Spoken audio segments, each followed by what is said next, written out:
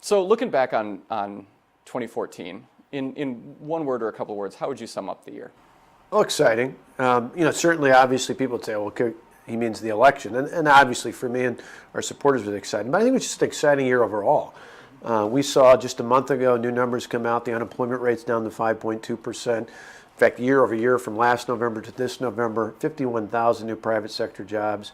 That's the best year-over-year numbers we've had since the 1990s. So just kind of exciting to see the economy coming back, the unemployment rate go down, people back into the workforce.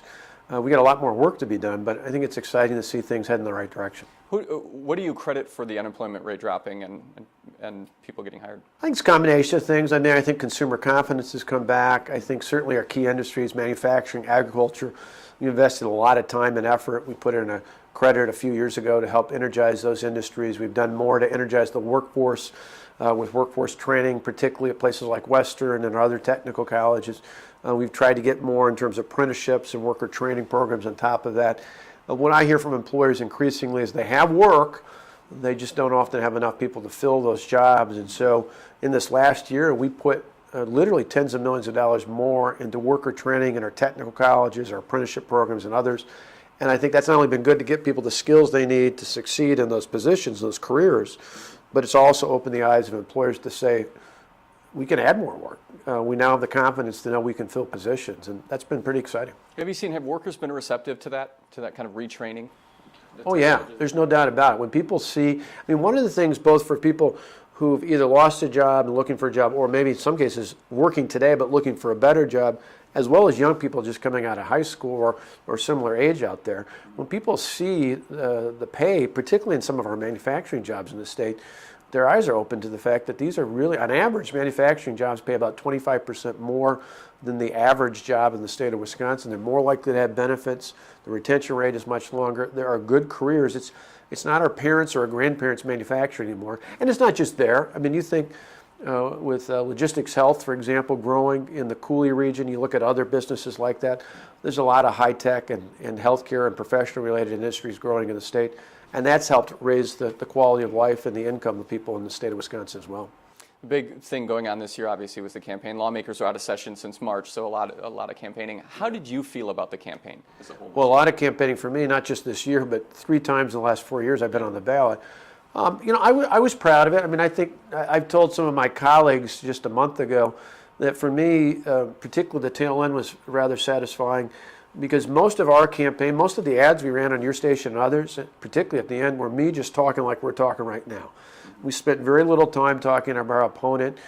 As a candidate, you want to run campaigns like that. You want to run talking about what you're for, not what you're against. And the chance that we had in this campaign to really make that the focus, it was a stark contrast, because much of the opponents' ads weren't from my opponent's campaign. They were from groups from Washington and others that had made me their #1 target. And so it's just fulfilling to be able to say, here's what we're for, here's what we've done, here's what we're for, here's where we're going to make the state better. And to win knowing that that was the kind of campaign we ran, I think really was quite fulfilling. The numbers were all over the place, but at some point they were pretty close at one point, numbers, do that in a campaign. But was there a point where you thought we might have to shift the focus of this campaign because you were nervous about the numbers? Well, there were a lot of, as you can imagine, Monday morning quarterbacks, particularly in Madison, talking about how we need to go negative, how we need to beat up on our opponent, we need to do other things. And we just felt very strongly, I personally did, but my campaign team that I had surrounding me felt very much in the end that this was going to be a referendum on our leadership, and that the last thing we wanted to do was kind of fall into the trap of the same old negative attacks that we expect from politicians. And so it was tough, because you look about 2 months out, there were periods of time where we were, in some polls, not only tied, but a couple actually had us down, whether you looked at registered voters or likely voters. Mm-hmm. And we just kept consistent with that strategy that we believed. I was betting on the fact that I thought the voters of the state didn't want to vote against something, they wanted to vote for something. And as long as we kept laying out a positive reform plan going forward, and people saw the results. I think as the numbers came up, as we got closer to November, job numbers improved, unemployment continued to go down, employment went up. People looked at their overall quality of life and realized things indeed were much better, and they were betting on the fact that we would help them be better off 4 years from now. Really comfortable election night for you, but when in the campaign did you know you had a win, that you were doing well? The last 2 weeks on the bus tour, as I was going around the state, I just had a good, confident feel. It wasn't a cocky feel. It wasn't overconfident. There was a nice vibe, and I thought, in a way, not only was our strategy on, but I just saw the contrast that even on the Friday before the election, 3 more attack ads were up on the air against this. And instead of being intimidated by that, overwhelmed by that, I actually felt comfort in that because I thought it fit our narrative very well. I was out at factories, whether it was in La Crosse or Eau Claire or Wausau or Green Bay, saying to workers, hey, look at the difference. Watch your TV. They're running ads telling you why you should be against me. I'm running ads telling you what I'm for. And I'm betting on the fact that I think people want to vote for something in the state.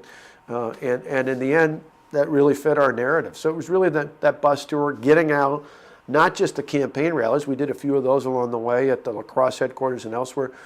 But we also, a lot of times, would just go to a factory where, maybe a few workers we knew were supporters, but other people, it was wide open. And we could sense that people really were feeling strong about our message.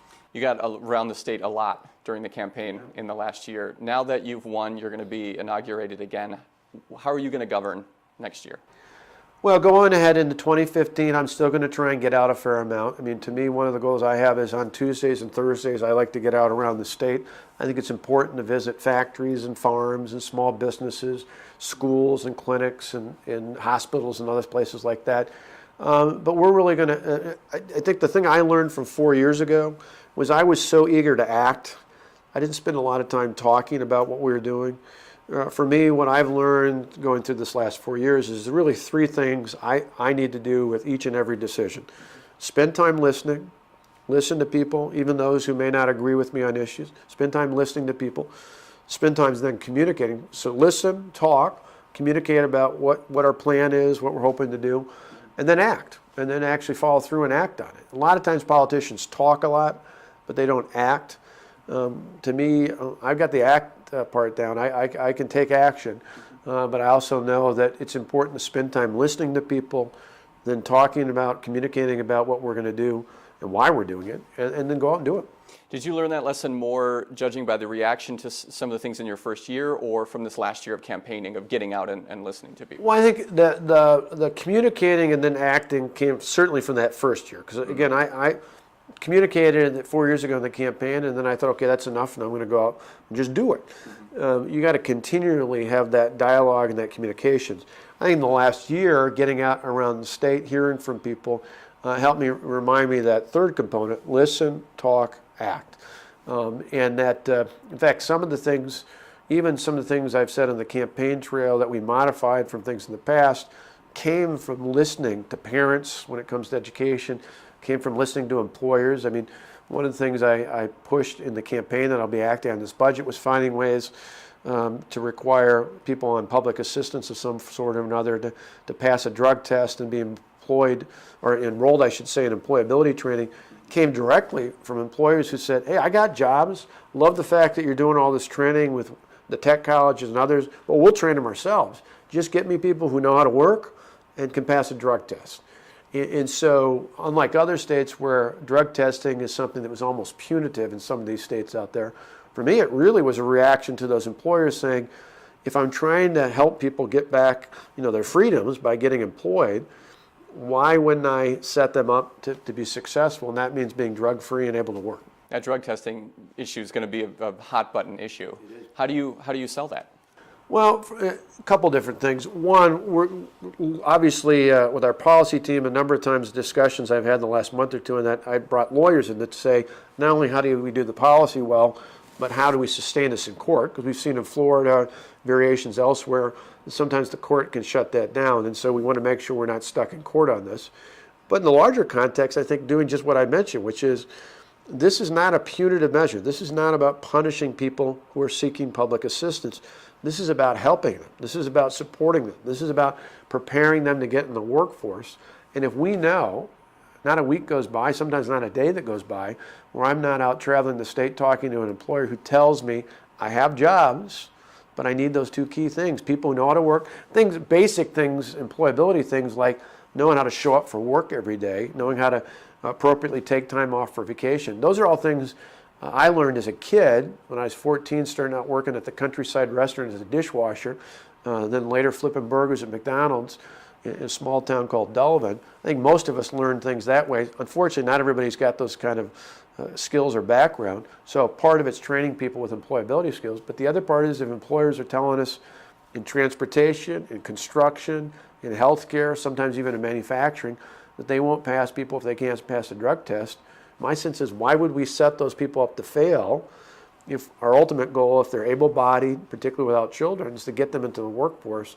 I think that's the key to it. Is that if we want to give people the dignity that comes from work, we got to prepare them for work. Does part of that include maybe increasing funding for treatment or counseling? Absolutely. As we've been discussing our next budget, part of it as we look at preparing this plan is saying, what if someone, we think statistically, we look around the country where they've had some sort of drug testing, you still haven't found huge numbers of people on it, which is a good thing. But for those who do, absolutely. If our goal is ultimately to get them in the workplace, it's not just to test them and then throw them out.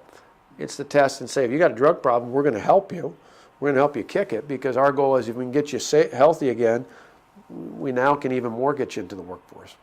During your campaign in 2014, I know we stuck cameras in your face as many chances we got. You were chased around, but on a federal level, the microscope is even more intense. What's your timetable for deciding what you're going to do when it comes to a possible run for the White House?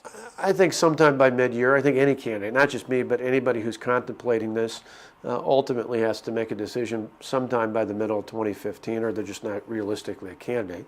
For me, my priority is, get the legislative session up and going, work with the Assembly and the Senate, both parties, on an aggressive agenda that helps train more people to work, that helps create more opportunity when it comes to the economy, that helps educate our students and prepare our workers through our technical colleges and UW system. Certainly the budget that'll come out early in February is a number one priority for me in terms of setting the table for the next 2 years and the agenda out there.